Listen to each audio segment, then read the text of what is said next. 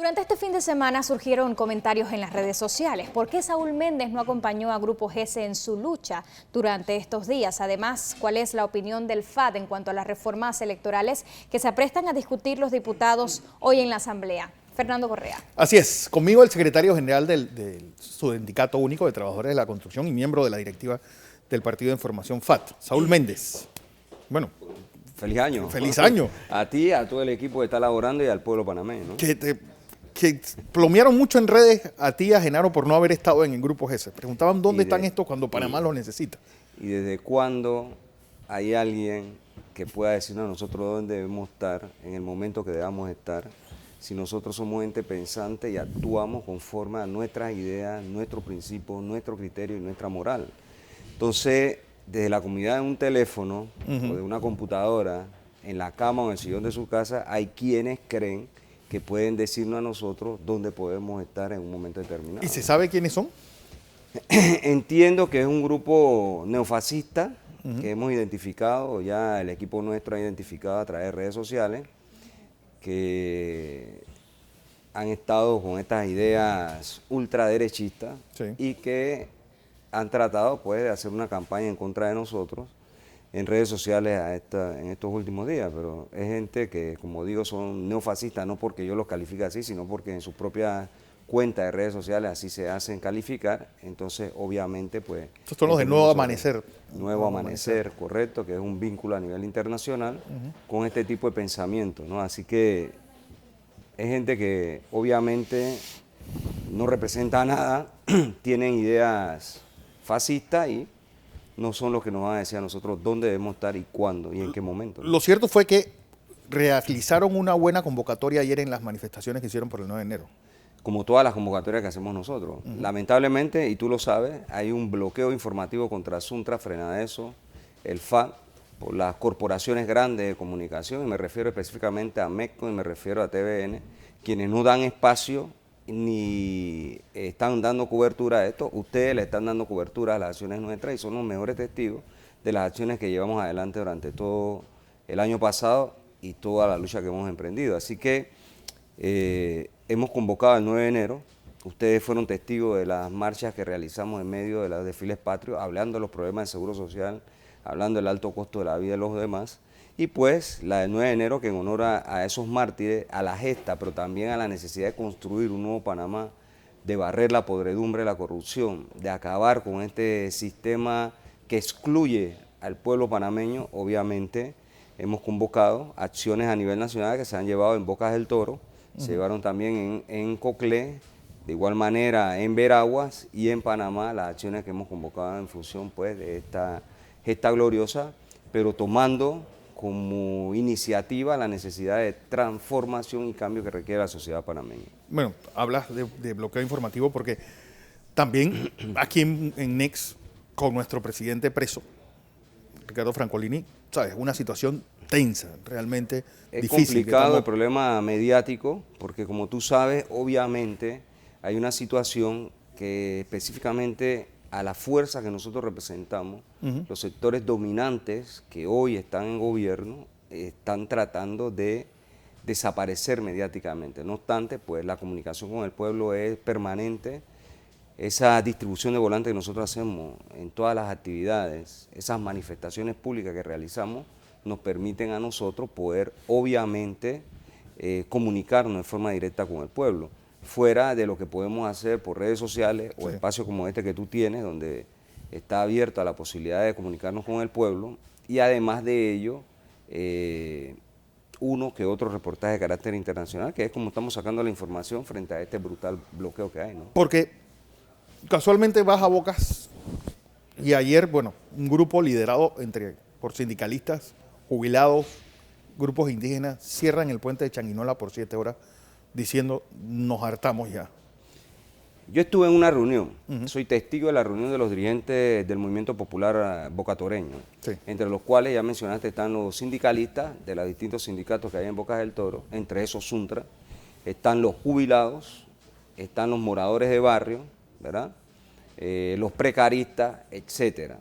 Ellos allí hablaban de una mesa de diálogo que llevan adelante con el gobierno hace más de un año pero que los problemas que hay en Bocas del Toro no son atendidos por el gobierno de manera real y efectiva. Es más, ellos se sienten presionados, los dirigentes, por la población que les reclama, bueno, esta mesa de diálogos ustedes van y cuáles son las respuestas. Entonces, en el caso, por ejemplo, de los jubilados que están reclamando el 13º mes, que se la deuda de periodo militar, se aprobó una ley, pero ya Varela vetó la ley. O sea, hoy sale publicado que Varela vetó la ley la semana pasada. El tema, por ejemplo, las operaciones en el hospital de Changuinola están suspendidos por falta de insumo. Entonces la gente está cansada de ese tema. Se habló de la construcción de un hospital en Chiriquí Grande y no se sabe si eso se va a construir o no se va a construir. El tema de la potabilizadora de agua potable en Bocas del Toro, el tema de la electrificación. Cuando se construyó Chan 1, se dijo que eso era para darle electrificación a la provincia de Bocas del Toro y el resto del país. Todavía la electrificación la suministra la empresa bananera deficientemente frente al crecimiento que hay de la población. Esas son reivindicaciones que el gobierno no le ha dado respuesta y que obviamente la gente pues llegó al tope y tomó la acción del 9 de enero, como lo hicieron los mártires, de hacer sentir su protesta frente a los problemas agobiantes que vive la provincia de Bocas del Toro. La provincia de Bocas del Toro es una de las provincias donde más cara es el costo de la canasta básica de alimentos y la canasta básica familiar, de hecho la vida. Sí. Hoy a las 4 tienen protesta frente a la Asamblea. Reforma electoral. Reformas electorales. Entramos como en una especie de túnel donde parece que los partidos tradicionales van a querer mantener esa hegemonía que tienen y esa ventaja adicional que tienen en sus Fíjate que reglas de juego. Es tan perversa. Si hay algo profundamente antidemocrático en este país es el Código Electoral. Hoy, sin ninguna sola de las reformas, pero con las reformas actuales será peor. El financiamiento público, en primera instancia, lo acaparan los partidos políticos tradicionales, los 5 que existen. Sí. PRD, Cambio Democrático, Molirena, Partido Popular y el panameñismo. El 95% lo acapararían ellos. Es decir, que otro 5% para cualquier otro tipo de opción, ya sea de partido o de candidatura independiente, tendrían que ver con el tema del subsidio electoral. Además de eso, el subsidio privado, es decir, es una cuota inagotable donde permite que puedan entrar recursos del narcotráfico, tráfico humano, de cualquier tipo de cosas, incluyendo los recursos de sobornos, de corrupción, etcétera, que dan para efectos de tener después contratos con el Estado. Es decir, que eso no se mejora con ese planteamiento de reforma que existe. Otro de los elementos que hay es que el 60% de esos recursos van destinados prácticamente a las corporaciones de medios, de todos los tipos.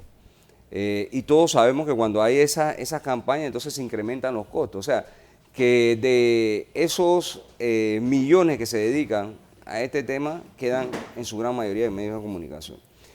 Además de eso, obviamente no se da participación abierta y democrática a la población a efecto de poder presentar candidaturas y tener formas de financiamiento. Es decir, que tú compites en condiciones totalmente desigual. Estas reformas persiguen de alguna manera darle una patente de corso a los partidos tradicionales para seguir en el poder, para que en este país no cambie absolutamente nada. Y ese es, digamos, términos llanos, popular, que la gente menciona, la cabreación que tiene la población, no solo con este gobierno, pero sino es una acumulación de tantos problemas que nadie resuelve. Pero es que el problema es, Saúl, ya la alfombra no le cabe nada debajo. Sí. Porque en este proceso de casi 30 años de pseudo-democracia, post-invasión, simplemente las élites dominantes han logrado acumular muchísima plata del erario público, de los negocios y demás, y la población no tiene resueltos sus problemas apremiantes de educación, de salud, de vivienda, de trabajo digno, de salario, seguridad, de costo de vida, de seguridad ciudadana, agua. Es decir, agua potable, transporte público. O sea, el pueblo no tiene nada, el pueblo nada más tiene un discurso que obviamente quienes hoy gobiernan y quienes gobernaron ayer le dijeron que iban a mejorar sus condiciones y no mejoran. Por eso es que debajo de la alfombra no cabe más nada. Hablaste hace un momento del agua, hablamos del agua. Viene una especie de reestructuración del IDAN. Que persigue privatización, que de hecho ya en este país se están privatizando ríos, riachuelos, fuentes de agua. Entonces, al fin y al cabo, este modelo económico de libre mercado, lo que le ha recetado al pueblo panameño son las condiciones miserables en las que está viviendo. ¿De qué se trata la reestructuración del IDAN? Finalmente, entre comillas, que el sector privado, si es eficiente, va a asesorar al IDAN, pero después de eso empieza todo el andamiaje de privatizar el agua. Entonces, ¿de qué se trata? Yo creo que aquí no se nos respeta a los ciudadanos y a la mayoría de este pueblo, porque las empresas estatales que pueden ser eficientes y que lo son, ¿verdad? Cuando se quiere, obviamente lo que trae detrás de ellos es el negocio de quienes puedan comprar, concesionar y después vender caramente el agua a la población. Nos lo hicieron con el IRRE, también con el IDAN, también, con los ferrocarriles, con el Intel. Nos dijeron que había que vender las empresas porque eran ineficientes, que venían servicios más baratos. ¿El servicio de la luz es más barato? No. ¿El servicio de telefonía es más barato? No. Son nuestras propias empresas que nos venden, la venden al capital transnacional o nacional y después los panameños tenemos que pagar más por el mismo servicio o peor servicio. Entonces, obviamente, esa situación no puede seguir ocurriendo. Eso es lo que tiene que cambiar en este país. Pero, ¿qué pasa? La institucionalidad del país está cada vez más putrefacta, más descompuesta. O sea, los órganos de poder del Estado, la gente no cree en el órgano ejecutivo, como en el legislativo, como en el judicial. ¿Por qué?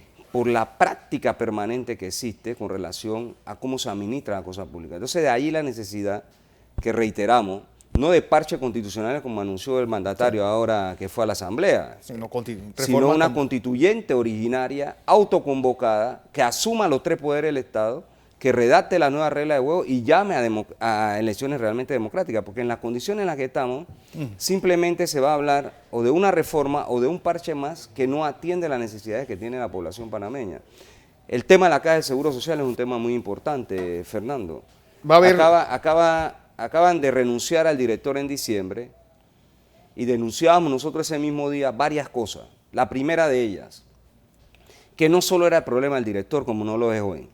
La segunda, que hay una mafia que controla los medicamentos, instrumentos médico-quirúrgicos y todos los insumos que necesita consumir la Caja de Seguro Social. Es un negociado y que detrás de ese negociado hay jerarcas del presente gobierno como hay empresarios.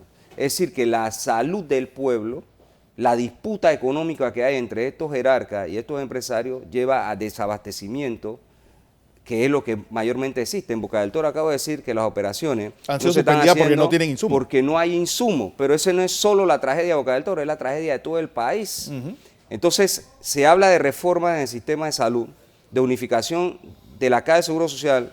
Yo creo que con el Ministerio de Salud. ¿Tú le ves probabilidad ya con tan El poco gobierno tiempo? hizo una supuesta mesa de diálogo con los dirigentes de los sectores de salud, entre ellos los médicos. El resto de los trabajadores no conocemos de qué se trata ese tema. Pero además de no conocerlo, quiero decirle que hay un problema serio y grave con relación a la llamada ciudad hospitalaria que hoy llaman Ciudad de la Salud. Ese es un proyecto que, según un estudio, ha hecho una de las dependencias de Naciones Unidas, solicitado por el órgano ejecutivo, al cual le entregaron al presidente de la República en julio del año pasado y al director de la Caja de Seguro Social en julio del año pasado, un estudio que dice que el proyecto es inviable y que puede terminar costando 1.500 millones de dólares, porque tanto en el gobierno pasado como en el presente no tienen un concepto de qué quieren hacer en esa infraestructura. Esos 1.500 millones de dólares, Fernando, se lleva lo que hoy existe en superávit o ahorro de programa de maternidad y enfermedad. Es un tercio de los recursos que están en el programa de invalidez, vejez y muerte. Entonces, esto es grave, esta denuncia que estoy haciendo es grave.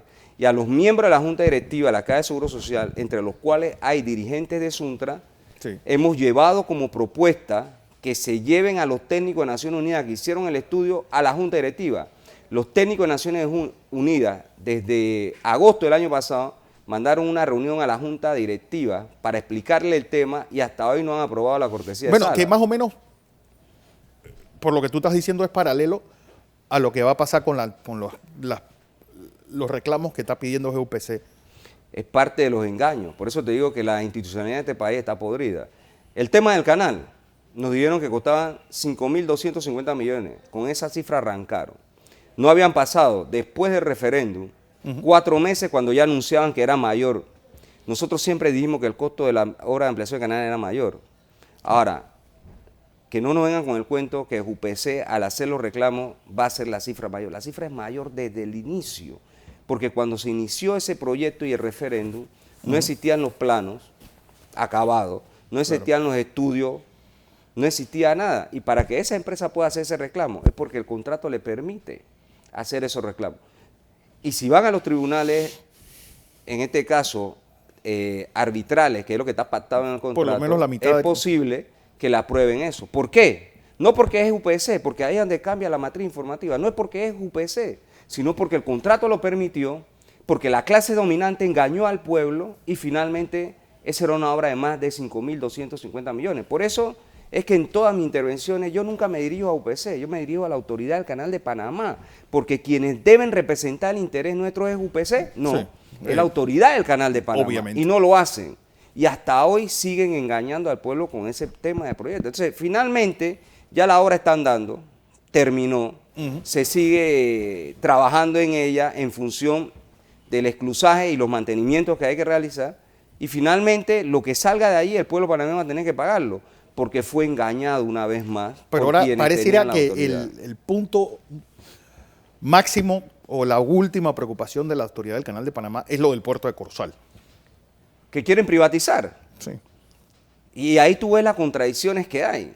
Porque te dicen, por un lado, hemos administrado bien la autoridad del Canal de Panamá, hemos sido exitosos, somos una empresa de primer mundo, somos estatal, pero tenemos que privatizar un puerto estratégico.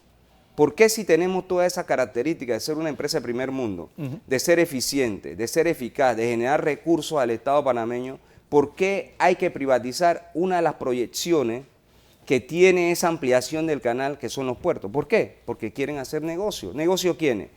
Los capitales nacionales con los capitales extranjeros. Y ahí tú ves todo este matraqueo y finalmente ocurre lo que ya es el escándalo de puertas abiertas de Odebrecht. ¿Sí? Y fuera de ese hay otros escándalos que, como sabemos, el de SEMI, que terminó con una leguleyada de los magistrados de la Corte Suprema de Justicia, o como cualquier otra investigación que se ha abierto por problemas de corrupción. Eso termina en nada, porque finalmente una leguleyada dice adiós al proceso. Entonces, ese es parte de los problemas y del drama que vive la sociedad panameña. De allí la necesidad de transformar, en realidad cambiar radicalmente lo que nosotros conocemos como las estructuras de poder en este país y recomponer el Estado, porque de lo contrario nosotros vamos a seguir viviendo en estas condiciones. Si el proyecto de Ciudad de la Salud, Ciudad Hospitalaria, costara 1.500 millones de dólares, si UPC en su pretensión, a través del contrato con UCP, lograra algunos miles de millones de la ampliación del canal, o sea, aquí toda la plata que debe venir a resolver problemas de educación, vivienda, salud, termina en otra cosa. Así es. Bueno, don Saúl Méndez, como siempre un placer tenerte por acá. Gracias por la oportunidad.